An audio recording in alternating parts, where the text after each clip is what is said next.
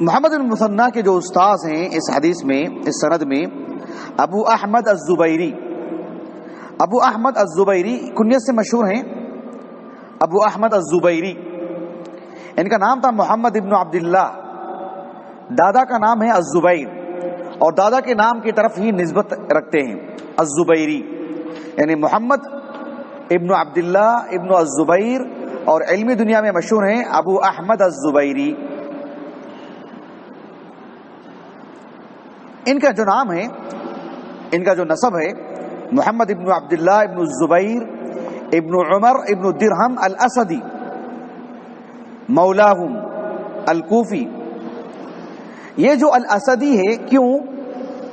اس لیے کہ بنو اسد ابن خزیمہ، بنو اسد ابن خزیمہ سے الولا کا ان کا تعلق ہے. بنو اسد ابن خزیمہ ولاء الاسلام، بنو اسد ابن خزیمہ. دھیان دیجیے، میں جو بات بتانا چاہ رہا ہوں آپ کو، بنو اسد ابن خزیمہ.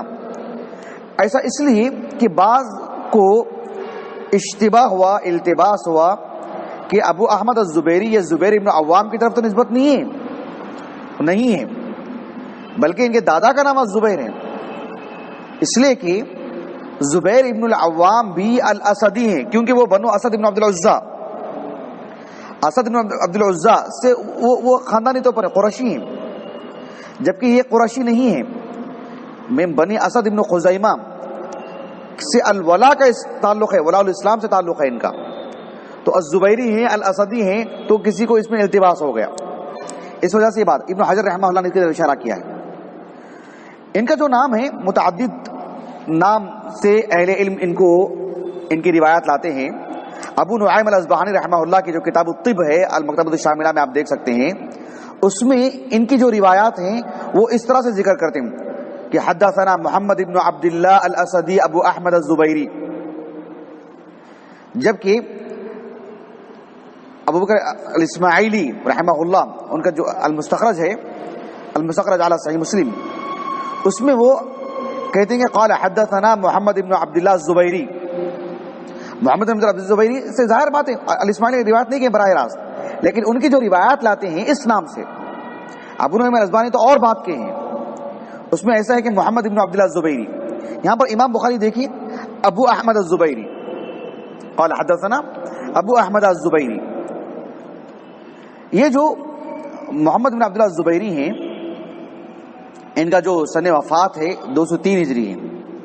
الاحواز میں انتقال ہوا ان کا، 9واں طبقہ ہے. کتب ستہ کی سبھی کتابوں میں آپ کی مرویات ہیں. ذرا دھیان دیجیے گا، کتب ستہ کی سبھی کتابوں میں آپ کی مرویات ہیں. ان پر تفصیلی کلام ہے، اس لیے میں بتا رہا ہوں.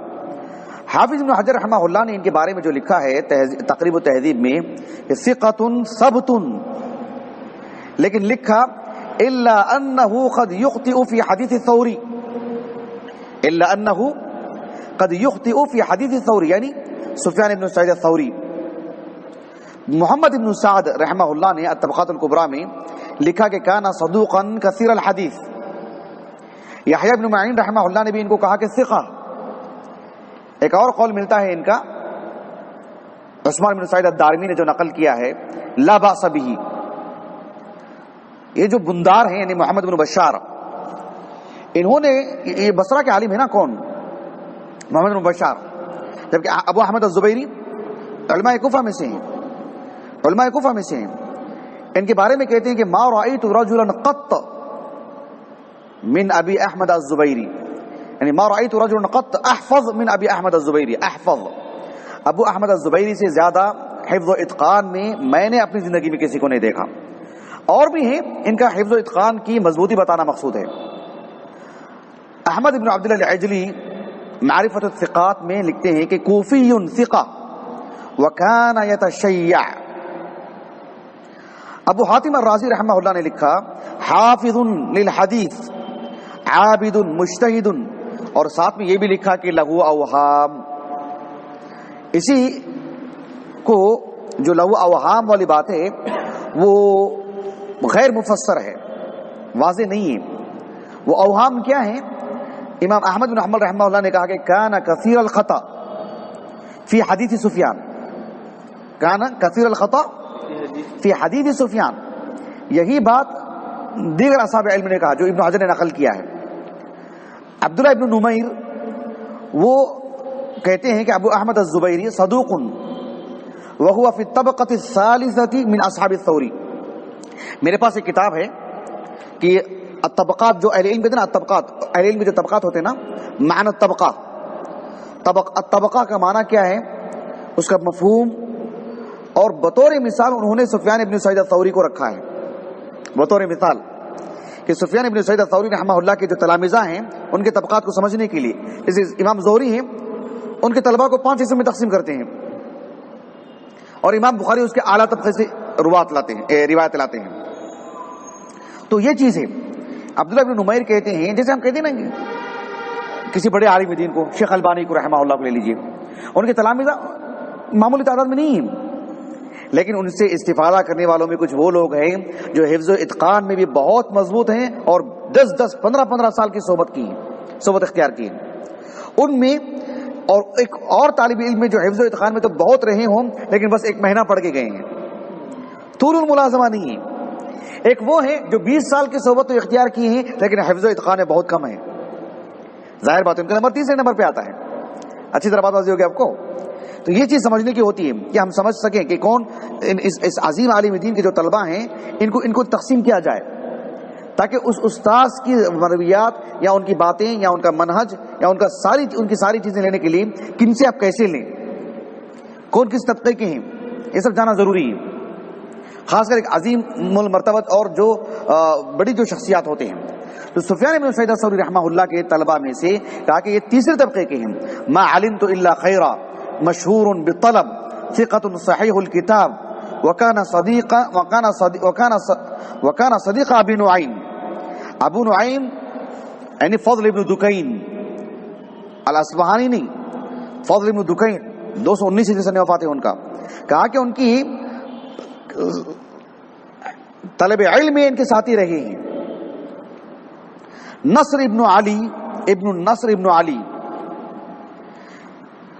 ان کے نصر ابن علی ہیں، ان کے بیٹے کا نام بھی علی، پھر ان کے پوتے کا نام بھی نصر ابن علی. تو یہ وہ نصر ابن علی ہیں. وہ کہتے ہیں کہ سمعت ابا احمد لا ابالی ان يسرق من کتاب سفیان فانی احفظه كله. کہ سفیان ابن سعید الثوری کے جو مرویات میرے پاس لکھی ہوئی ہیں، کوئی چوری کر لے تو چوری کر لے، لا ابالی، مجھے کوئی پرواہ نہیں کیونکہ مجھے ساری چیزیں یاد ہیں. تو گویا کہ وہ حفظ و اتقان میں سفیان ابن سعید الثوری رحمہ اللہ کے جو مرویات ہیں اس کی طرف نسبت دینے میں ان کو کچھ خلط ملط کا شکار ہو گئے ہیں. اسی لیے احمد بن حنبل رحمہ اللہ نے بھی یہ بات کہی ہے، اور ابن حجر رحمہ اللہ نے تقریب التہذیب میں بھی یہی بات لکھی ہے. ہدی الساری میں جو فتح الباری کا مقدمہ ہے، اس میں نے بتایا نا کہ جو 9ویں فصل ہے اس میں ان روات کو حروف الہجا کی ترتیب سے ابن حجر رحمہ اللہ نے جمع کیا ہے جو صحیح بخاری کے روات میں سے ہیں اور ان پر کسی طرح کا علمی نقد کیا گیا ہے. ابن حجر رحمہ اللہ نے 2 طرح سے جواب دیا تھا اس کا. میں نے گزشتہ سال آپ کو ایک راوی ہیں کون، یحییٰ بن سعید القرشی المکی، القرشی جو سعید بن یحییٰ بن سعید کے والد ہیں. یحییٰ بن سعید 194 ہجری سے وفات ہے ان کا. ان سے متعلق بتایا تھا کہ ان کی جو ثقہ ہیں، کثیر تعداد میں اہل علم نے ان کی ثقات بیان کی ہے، توثیق کی ان کی، لیکن ایک راوی ہیں ان کے استاد سلیمان ابن مہران الاعمش، کہا کہ ان سے جو مرویات ہیں ان کی اس پر کلام ہے. تو ابن حجر نے کیا کہا، امام بخاری رحمہ اللہ نے یحییٰ بن سعید القرشی کی مرویات سلیمان ابن مہران الاعمش سے اسی وقت لائے ہیں جب ان کی مطابعات بھی بیان کیے ہوں، مطابعات میں لائے ہوں. جیسے امام شعبہ کی مطابعات لائے تھے، زائدہ ابن قدامہ کی مطابعات ان کو ذکر کیے تھے، وغیرہ وغیرہ. بات سمجھے نا. تو ان کا جو معاملہ ہے ابو احمد الزبیری کا، یعنی محمد بن عبداللہ ابن الزبیر، ان سے متعلق دیکھیں جلد نمبر 2 اور صفحہ نمبر 1177. ایک تو اجمالی جواب ہے، صحیحین میں ذکر ہونا اور اہل علم کا اس کو صحیح کہنا، جمہور اہل علم کا، یہ خود کافی ہے. کسی راوی پر کلام کرنا گویا کہ آپ اس منہج پہ کلام کر رہے ہیں. اور تفصیلی کلام کیا ہے، امام حافظ بن حجر رحمہ اللہ نے ان کے بارے میں جو میں نے آپ سے ساری باتیں کہی ہیں نا کہ ان کی توثیق ہے، کہ ان کا ساری باتیں لکھنے کے بعد ابن حجر کہتے ہیں قلت احتج به الجماعہ، احتج به الجماعہ. خطیب بغدادی نے بھی یہی کہا نا احتج به سائر الائمہ، خطیب بغدادی نے بھی کہا نا احتج بحدیثہ، سبھی اہل علم آپ کی مرویات پر ہیں، کتب ستہ کی روایت میں سے ہیں، اسی لیے ابن حجر نے کہا کہ احتج به الجماعہ، اور آگے لکھا وما اظن البخاری اخرج له شیئا من افراده عن سفیان، کہ سفیان ابن سعید رحمہ اللہ سے ان کی جو روایت لائے ہیں یعنی ان میں ایک تفرد ہو ایسی کوئی روایت نہیں لائے ہیں، متوجہ ہیں؟ یعنی سفیان ابن سعید الثوری سے روایت لانے میں یہ منفرد ہو، ان کا تفرد ہو، ایسی کوئی روایت امام بخاری نے لائے ہیں، اسی وقت لائے ہیں جب ثقات نے ان کی متابعت کی ہو۔ یہ بات ابن حجر نے کہی رحمہ اللہ حدیث الساری میں۔